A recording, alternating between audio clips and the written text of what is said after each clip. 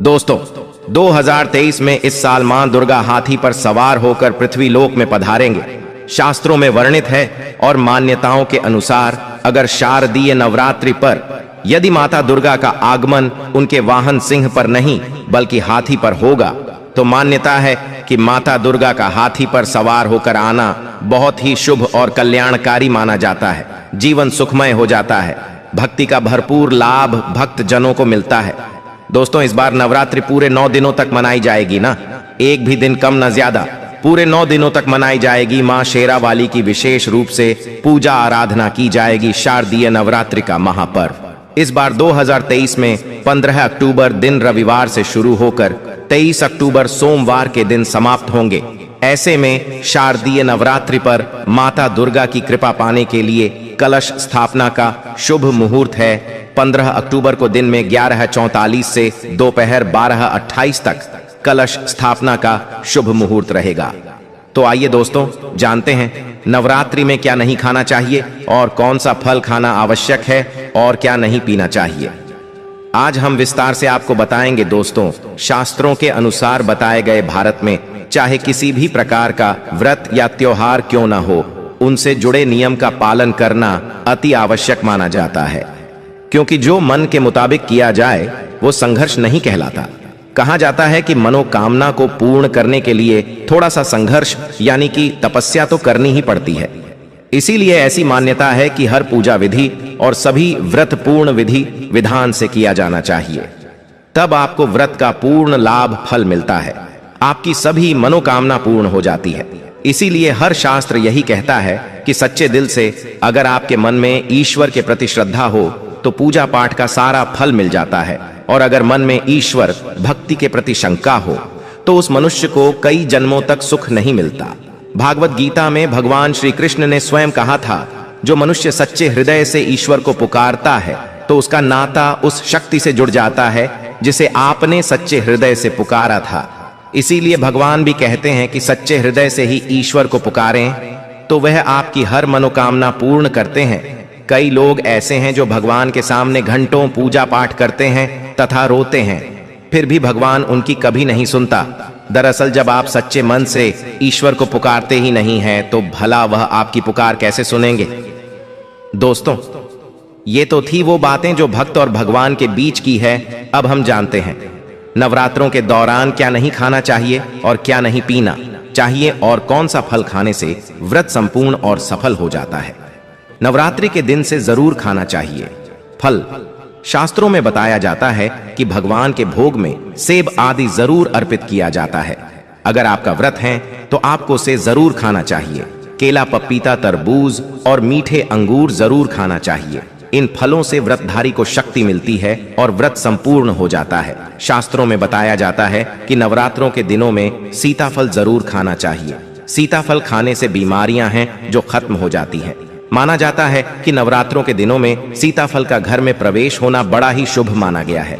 सीताफल खाने से नवरात्रि का व्रत सफल हो जाता है, क्योंकि इसमें माता सीता का आशीर्वाद मिला हुआ होता है। नवरात्रि के दौरान इसे जो भी खाता है उसे दुखों का सामना नहीं करना पड़ता।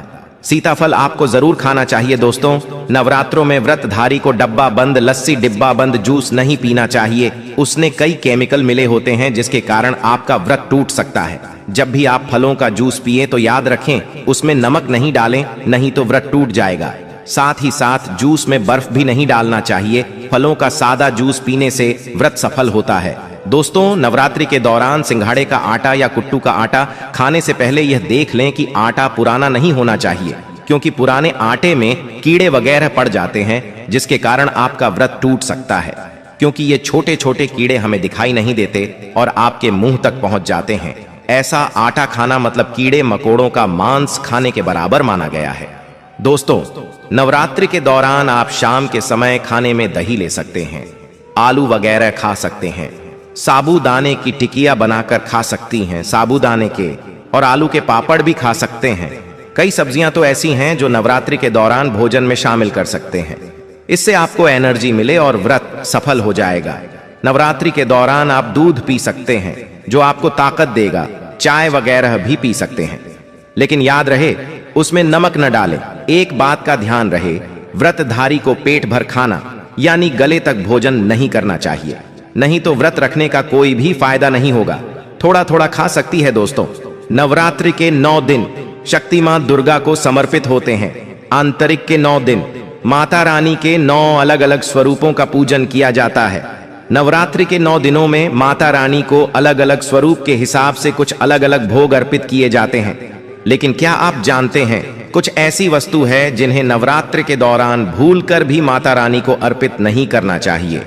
अगर इन वस्तुओं को आप गलती से भी माता रानी को अर्पित कर देते हैं तो आपको व्रत और पूजन का पूर्ण लाभ नहीं होगा। इसीलिए माता रानी की कृपा प्राप्त करने के लिए आपको यह जानना अति आवश्यक है कि वो कौन सी ऐसी वस्तु है जो माता रानी के पूजन में भूलकर भी नहीं करना चाहिए। तो आइए मां का जयकारा लगाते हुए वीडियो को शुरू करते हैं। दोस्तों, नंबर 1, नवरात्रि के दौरान शादीशुदा महिलाओं को सफेद कपड़े पहनकर पूजा पाठ नहीं करना चाहिए। साथ ही साथ काले कपड़े भी नहीं पहनना चाहिए। इससे पूजा व्रत आदि खंडित हो जाती है। माता की चौकी जब आप लगाए तो उसके नीचे कागज नहीं लगाना चाहिए। माता की चौकी हमेशा लाल कपड़ा बिछाकर ही बनाना चाहिए। हमेशा याद रहे, नवरात्रों के इन 9 दिनों तक व्रतधारी को अपना आसन मां की चौकी के आगे ही लगाना चाहिए और वहीं पर आपको सोना चाहिए। मंदिर को नवरात्रों के दौरान अकेला नहीं छोड़ा जाता, बहुत ही अशुभ माना जाता है। इससे दुर्गा माता नाराज हो जाती है और हमेशा के लिए चली जाती है। दोस्तों, नंबर 2, नारियल हिंदू धर्म में नारियल को समर्थित धन, श्रद्धा और सम्मान का सूचक माना जाता है। नारियल को श्रीफल भी कहा जाता है। नारियल को सुख समृद्धि में वृद्धि करने वाला माना जाता है। नारियल का हर मांगलिक कार्य में विशेष महत्व होता है। जैसे कि आप सभी जानते हैं कि माता रानी के कई मंदिरों में नारियल से बलि भी दी जाती है और माता रानी के पूजन में नारियल का इस्तेमाल हम सभी करते हैं। खासकर कलश की स्थापना नारियल से ही की जाती है। माता रानी के पूजन में हम नारियल इस्तेमाल करते समय कुछ गलतियां कर बैठती हैं। दोस्तों, नारियल कई प्रकार के होते हैं, एक हरा दूसरा सूखा, जिसके अंदर पानी होता है, जिनसे नारियल के अंदर पानी होता है। माता रानी के पूजन में सदैव पानी वाला और जटा वाला नारियल ही इस्तेमाल करें। नारियल पूर्ण होना चाहिए, नारियल चटका हुआ या टूटा हुआ नहीं होना चाहिए, क्योंकि साबुत नारियल ही पूर्ण और पवित्रता का प्रतीक होता है। साबुत नारियल ही सुख समृद्धि का प्रतीक होता है। साबुत नारियल को ही श्रीफल यानी कि मां लक्ष्मी का फल कहा जाता है। नवरात्रि में माता रानी के कलश की स्थापना करते समय जटा वाला यानी पानी वाला नारियल ही कलश पर स्थापित करना चाहिए। साथ ही यह ध्यान रखना चाहिए कि नारियल को सदैव कलश के ऊपर लेटाकर रखना चाहिए। घट स्थापना करते समय कभी भी नारियल को खड़ा करके नहीं रखा जाता। नारियल को सदैव लेटाकर कलश पर रखा जाता है। साथ ही नारियल को स्थापित करने से पहले आप नारियल को लाल कपड़े में लपेटकर उस पर तिलक करके और फिर लाल चुनरी उड़ाकर आप नारियल को कलश के ऊपर स्थापित करें। शास्त्रों के अनुसार कलश के ऊपर जब सही तरीके से नारियल रखा जाता है और सही प्रकार का नारियल रखा जाता है, तभी ही पूजन का पूर्ण फल प्राप्त होता है। यह भी ध्यान रहे कि महिलाएं माता रानी को नारियल अर्पित कर सकती है, लेकिन कभी भी माता रानी के सामने नारियल को भूलकर भी न तोड़ें, क्योंकि नारियल बीज रूप होता है और स्त्रियां बीज रूप से ही शिशु को जन्म देती हैं। इसीलिए कभी भी महिलाओं को नारियल नहीं तोड़ना चाहिए। दोस्तों, नंबर 3, लौंग। हम सभी माता रानी के पूजन में इस्तेमाल करते हैं, लेकिन लौंग का इस्तेमाल करते समय एक बहुत बड़ी गलती कर बैठते हैं। हमेशा ध्यान रखना चाहिए कि माता रानी को सदैव फूल वाली लौंग ही अर्पित करना चाहिए। जिन लौंग के ऊपर फूल नहीं होता या फिर जिस लौंग के पीछे लकड़ी की डंडी नहीं होती, उसको आप माता रानी के पूजन में भूलकर भी इस्तेमाल न करें। फूल वाले लौंग को ही पूर्ण माना जाता है और माता रानी के पूजन में कोई भी अपूर्ण वस्तु, कोई भी खराब वस्तु या टूटे हुए अक्षत इस्तेमाल नहीं करना चाहिए। इसीलिए सदैव पूजन में फूल वाली लौंग का ही इस्तेमाल करें। दोस्तों, नंबर 4, तुलसी के पत्ते अर्पित नहीं करना चाहिए। मां दुर्गा की पूजा में तुलसी पत्र का इस्तेमाल करना वर्जित माना जाता है। तुलसी पत्र के अलावा आंवला भी माता रानी को अर्पित नहीं करना चाहिए और दूर्वो भी माता रानी को अर्पित नहीं करना चाहिए। दूर्वा भगवान श्री गणेश को अति प्रिय है। नवरात्रि में आप भगवान गणेश को दूर्वा अर्पित कर सकते हैं। भगवान विष्णु जी को तुलसी के पत्ते अवश्य अर्पित कर सकते हैं, लेकिन माता रानी को भूल कर भी तुलसी के पत्ते या दूर्वा अर्पित न करें। माता रानी को सफेद फूल भी अर्पित न करें। माता रानी को सदैव लाल रंग के फूल अर्पित करने चाहिए। लाल रंग के फूल माता रानी को अति प्रिय है। खासकर माता को गुड़हल और कमल के फूल अति प्रिय है। शास्त्रों में बताया जाता है कि घर में माता रानी की 2 या 3 मूर्तियां या फोटो नहीं होने चाहिए। इस बात का भी आप विशेष ध्यान रखें कि माता रानी के पूजन में कोई भी खंडित चीज इस्तेमाल न करें। खंडित चीज जैसे कि छटका हुआ या टूटा हुआ दीपक या फिर चटका हुआ कोई बर्तन।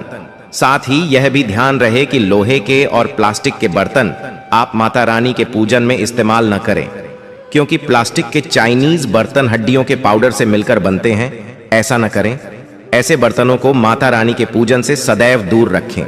माता रानी को जो कुछ स्थापित कर रही है उन्हें सूंघे नहीं सूंघेते हुए फूल या गिरे हुए फूल या फिर मुरझाए हुए फूल माता को अर्पित न करें। दोस्तों, कमेंट बॉक्स में लिखें जय माता दी। जानकारी पसंद आए तो एक लाइक जरूर कर दीजिए। और इस वीडियो के संबंधित और नवरात्रि के संबंधित आपके पास कोई भी सवाल या कोई भी प्रश्न हो तो हमें कमेंट बॉक्स में जरूर पूछें। धन्यवाद।